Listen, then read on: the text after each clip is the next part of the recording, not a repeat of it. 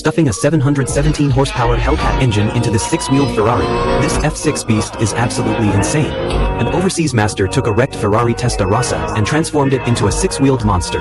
The rear chassis was completely rebuilt to accommodate fully independent rear suspension, making it a 6x4 mid-engine, rear-wheel drive setup. Additionally, this Ferrari F6 originally used the factory's 4-liter lighter flat-valve engine, but was swapped for the same 6-liter supercharged V8 as the Hellcat. 717 horsepower of brutal force propels this 2-ton behemoth from 0 to 100 km per hour in 3.5 seconds, with a top speed of 300 km per hour. Remember that equally crazy slammed 6x6 Hummer? It's also the work of the same team, so here's the question. Can you handle this 6-wheeled Ferrari?